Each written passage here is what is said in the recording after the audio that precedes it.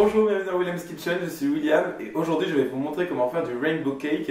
Donc c'est un gâteau arc-en-ciel, donc avec des couches de gâteaux de couleurs différentes, un frosting blanc pour comme ça on les voit bien les couches de couleurs. Vous allez voir, ça fait très gâteau d'anniversaire de petite fille de 8 ans, mais vous allez voir c'est super sympa à faire. Cette recette m'a été proposée par Margot, une très bonne amie qui m'a demandé de faire un rainbow cake, donc cette vidéo est pour toi, j'espère qu'elle te plaira. Si jamais vous avez d'autres demandes, n'hésitez pas à poster un commentaire dans l'une de mes vidéos en me demandant une recette, j'essaierai de la faire si jamais j'ai le temps. Et voilà, donc maintenant on va faire le rainbow cake, vous allez voir c'est très simple et c'est parfait pour les anniversaires de jeunes enfants et puis même pour toute occasion. Alors, pour notre rainbow cake, nous allons déjà faire en fait une base de génoise, donc de gâteau blanc, que l'on va ensuite colorer avec des couleurs différentes pour chaque couleur de notre rainbow cake. Donc pour cela, nous aurons besoin déjà de 150 g de beurre à température ambiante, 6 centilitres, donc 60 ml d'huile sans saveur, donc de l'huile de tournesol ou de colza par exemple, 7 gros blancs d'œufs, 230 ml de lait entier. Très important d'utiliser du lait entier, ça permet toujours de rapporter un peu de matière grasse quand même, vu que plus il y a de matière grasse dans la pâtisserie, meilleur le résultat sera. Ici, j'ai 350 g de sucre blanc. Ensuite, vous aurez besoin de 400 g de farine normale, un peu d'extrait naturel de vanille, très important. J'utilise ici de l'extrait en poudre, vu que ça va moins colorer ma préparation. Ensuite, j'ai une cuillère à café et demi de levure chimique, une cuillère à café de bicarbonate de soude et une grosse pincée de sel pour rehausser le goût. Donc en gros, en fait, ici dans cette recette, on cherche vraiment à faire le gâteau le plus blanc qui soit. Donc dès qu'il y a de la couleur, on essaie de l'enlever. Par exemple, l'extrait liquide de vanille qui est noir apporterait de la couleur. Les jaunes d'œufs, on les enlève aussi vu qu'ils apportent de la couleur. On utilise du sucre blanc. On fait tout en fait pour avoir un gâteau blanc. Voilà, voici la petite explication derrière cette recette. Alors pour cette recette, j'utilise mon KitchenAid avec le batteur plat, batteur en étoile ou pedal attachment. Vous pouvez très bien faire ça au batteur électrique ou au fouet normal. Donc ce que l'on va faire, c'est commencer par mettre notre huile et notre beurre dans notre sucre. Si jamais vous vous demandez pourquoi j'utilise de l'huile, c'est juste pour que notre gâteau soit plus moelleux quand on va le mettre au réfrigérateur. Et vous savez, les gâteaux au beurre ont tendance vraiment à bien durcir au réfrigérateur, et ce que j'aime pas trop. Et en plus, l'huile est plus claire de couleur que le beurre, donc c'est pour ça que j'en mets. Après, vous pouvez mettre que du beurre, c'est pas un problème. Donc ce que je fais, c'est que je mélange ces trois ingrédients bien, jusqu'à ce que le mélange soit bien léger et bien homogène, et ensuite on ajoutera le reste des ingrédients. Voilà, donc vous pouvez voir que mon mélange est vraiment très léger, puisqu'il est très blanc comme ceci, alors qu'à la base c'est du beurre, du sucre et de l'huile. Voilà, donc je l'ai vraiment battu assez longtemps quand même et à forte puissance. Donc toujours on racle quand même comme ceci les bords du saladier. Limite ça pourrait faire de la crème au beurre si jamais c'était du sucre glace. Maintenant en fait ce que l'on va faire, c'est mélanger. Pas besoin de lancer, c'est une erreur. On va mélanger tous nos ingrédients secs, donc la farine, la levure, le bicarbonate de soude, le sel, la vanille, et normalement c'est bon. J'ai déjà tamisé ma farine, pardon. Donc voilà, c'est parfait. Donc en fait, ce qu'on va faire en fait maintenant, c'est aussi dans ce saladier, je vais mettre le lait dans mes œufs comme ceci. Je vais juste mélanger ça très légèrement. Et en fait, ce qu'on va faire en fait dans cette recette, c'est on va alterner en fait sur les mélanges liquides et secs. Donc d'abord, ce que je fais, je vais ajouter à peu près une tasse, vu que ça en fait c'est une cup, c'est leur système de mesure américaine, donc en cup. Donc j'en ajoute à peu près 2. En fait, on va ajouter 3 fois des ingrédients secs et 2 fois des ingrédients liquides. Donc là, j'ajoute de la farine, mon mélange d'ingrédients secs, ensuite liquide, ensuite sec, ensuite liquide, et ensuite je termine par les ingrédients secs. Donc je mélange ça, ensuite j'ajouterai les ingrédients liquides, puis secs. Voilà, j'ajoute ensuite la moitié de mes ingrédients liquides, donc faites-le à vue d'œil quand même, c'est pas un drame si jamais vous ne faites pas exactement pile la moitié. Je mélange à nouveau. Voilà, donc j'ai ajouté ma dernière touche d'ingrédients liquides, j'ajoute les ingrédients secs et je mélange une toute dernière fois. Voilà, donc vous pouvez voir ma préparation pour mon gâteau blanc est maintenant prête. Je pense toujours bien quand même à racler les bords de mon saladier. Donc nous avons déjà une préparation blanche, c'est parfait, c'est exactement ce qu'on veut avec cette recette. Donc maintenant ce qu'il faut c'est séparer cette préparation en 6 puisque nous avons 6 couleurs dans notre rainbow cake. Vous pouvez très bien en faire 7. J'ai vraiment un doute à savoir si jamais un arc-en-ciel a 6 ou 7 couleurs. Je ne sais pas vraiment. Je vais en faire 6 vu qu'à chaque fois j'ai cherché quand même sur internet pour me donner des idées pour le rainbow cake. Et finalement cette recette, à chaque fois je vois qu'il y a 6 couleurs, donc 6 étages. Donc ce que l'on fait c'est qu'on sépare cette préparation en 6 dans nos différents saladiers. Je vais le faire moi à la balance, comme ça j'ai vraiment un partage bien équitable. Vous pouvez très bien faire ça à vue d'œil. Ce qu'il faut juste c'est le séparer en 6. Voilà. Alors j'ai bien séparé ici ma préparation en 6 comme vous pouvez voir. Dans chacune d'elles j'ai déposé un tout petit peu de colorant en poudre. J'utilise du colorant en poudre vu que je trouve qu'il est beaucoup plus efficace que le colorant liquide, mais que j'ai vraiment du mal à trouver du colorant en gel, sinon j'utiliserai du colorant en gel. Donc ce que vous faites c'est que vous séparez donc votre préparation en deux déjà, et ensuite vous mettez un tout petit peu de colorant. Ici par exemple c'est du colorant bleu, comme ceci. Vous pouvez voir que c'est beaucoup plus simple de colorer une préparation avec justement quand votre préparation est bien de la couleur est bien blanche et pas d'une autre couleur. Ici j'ai orange, donc en fait ce que je fais c'est que je colore en fait mes 6 préparations différentes comme ceci à l'aide de mes colorants. Voilà, alors vous pouvez voir que mes 6 couleurs sont maintenant prêtes. Ça me fait plutôt des couleurs assez pastel, donc puisque c'est le cas pour toutes, je vais rester comme ça. Oui, ça c'est censé être du rouge, mais ce n'est absolument pas rouge, c'est plus rose en fait. Mais bon, ça me va quand même, vu que de toute façon on voit bien que c'est des couleurs différentes. Pour ce gâteau, je vais utiliser un moule de 18 cm de diamètre, donc beaucoup plus petit que d'habitude. Mais juste parce qu'en fait, j'ai plutôt envie de faire un gâteau en hauteur qu'en largeur. Et ensuite, vous allez donc cuire votre gâteau. Donc couche par couche, pas besoin. Donc en gros, ça c'est là où c'est assez long, c'est qu'en fait, il faut déjà cuire tous ces gâteaux.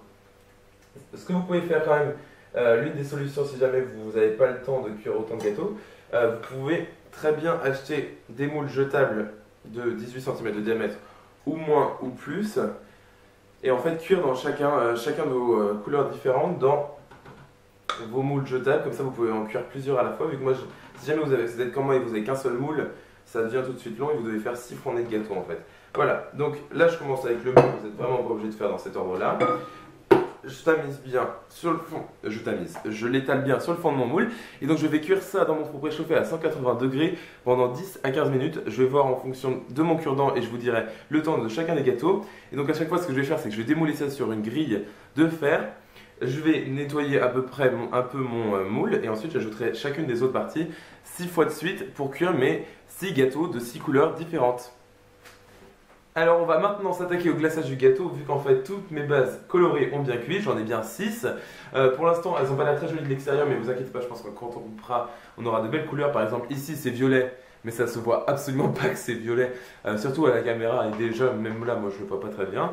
Vous pouvez voir que les tranches sont quand même assez fines, tant mieux parce qu'on en a quand même 6, donc il faut quand même pouvoir manger ça. Et c'est pour ça que j'ai fait un gâteau d'un petit diamètre de 18 cm. De 18 cm.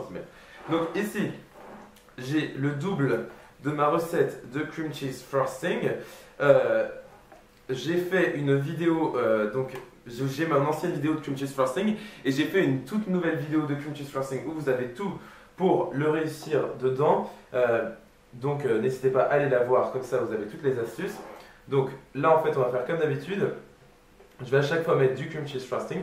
De toute façon on va faire un glaçage blanc pas bien compliqué pour glacer notre gâteau. Et ce sera à chaque fois les mêmes étapes, puisqu'en fait on va répéter la même chose sur 6 étages en fait. Donc déjà on ajoute en fait une couche de crème comme ceci. Voilà, donc j'ai ajouté la crème sur ma partie violette. Maintenant j'ajoute la couche bleue. Et en fait ce qu'on va faire c'est exactement la même chose à chaque fois. À chaque fois je vais ajouter ma crème, mon gâteau, ma crème, mon gâteau, ma crème, mon gâteau. En fait on va faire les couleurs violet, bleu, vert, jaune, orange et rouge. Voilà, c'est juste pour vous dire, vu qu'en fait là, je vais sûrement accélérer cette partie, vu que de toute façon, vous allez vite voir que c'est exactement la même chose à chaque fois. Voilà, donc ce que je fais, c'est que je continue à faire mes étages de gâteau, et je vous montrerai après comment glacer le gâteau en entier au final.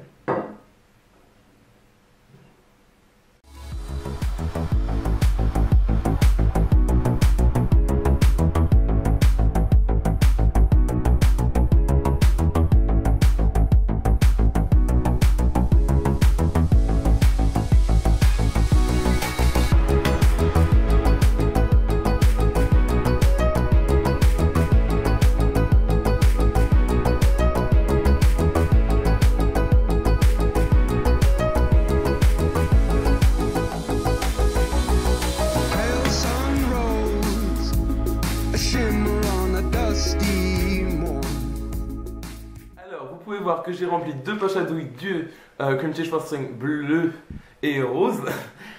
Nous apprenons les couleurs dans William's Kitchen. Donc en fait, je les ai remplis d'une douille unie comme ceci. Ici, j'ai une autre poche à douille vide avec ma douille cannelée préférée F6. Donc c'est une douille en inox que j'apprécie tout particulièrement. Alors, juste pour vous dire, ici j'ai 2 dimensions différentes, mais ce n'est pas grave du tout, puisqu'en fait, c'est juste parce qu'en fait, j'ai pas 2 douilles de la même taille, du même diamètre. Donc en fait, ce qu'on va faire, j'ai déjà fait cette recette pour les cupcakes de Noël et les cupcakes d'Halloween. En fait, on va faire un mélange de 2 couleurs dans notre douille. En gros, on va séparer notre douille en 2, on va remplir un côté rose, un côté bleu. Donc ce que je fais, c'est que j'avais pas pris de verre la dernière fois, donc je vois pas pourquoi je vais trop vous en prendre maintenant. Donc ce que je fais, je marque une ligne de démarcation imaginaire comme ceci.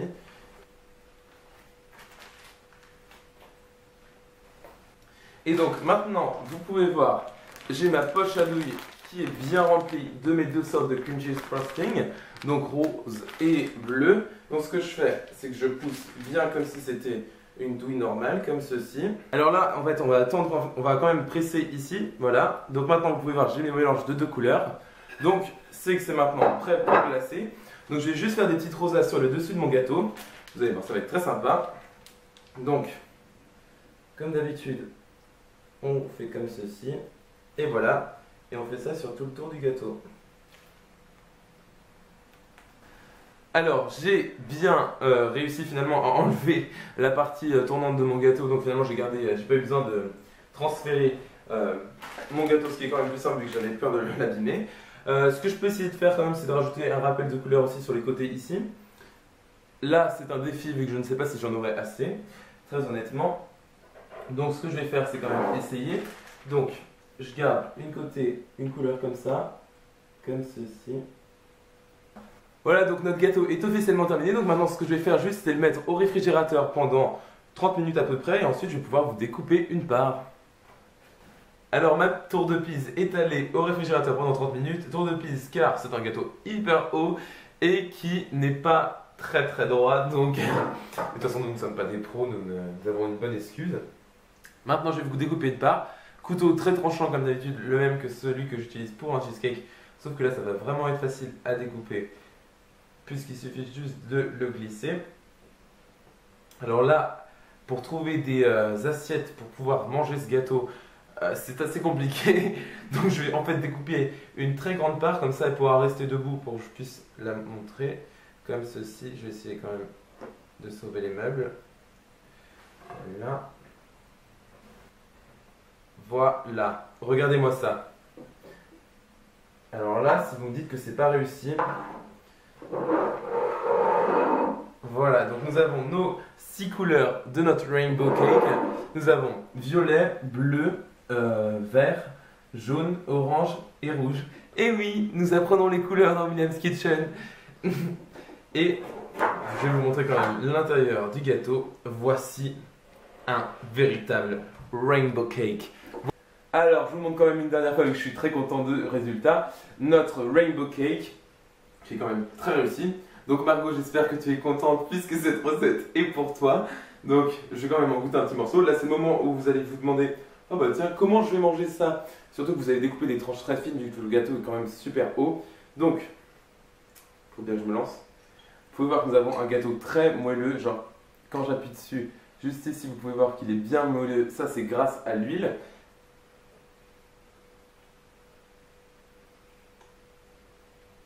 C'est délicieux, c'est vraiment super bon.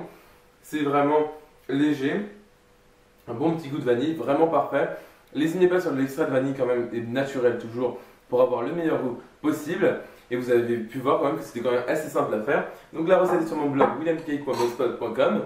Pensez à vous abonner à cette chaîne YouTube pour recevoir toutes mes nouvelles vidéos. À aimer ma page Facebook William's Cupcakes. Si jamais vous faites cette recette, postez-en une photo sur ma page Facebook ou identifiez-moi sur Instagram. Tous les liens sont dans la description de la vidéo ainsi que les ingrédients de la recette. Et moi je vous revois dans la prochaine vidéo. Salut!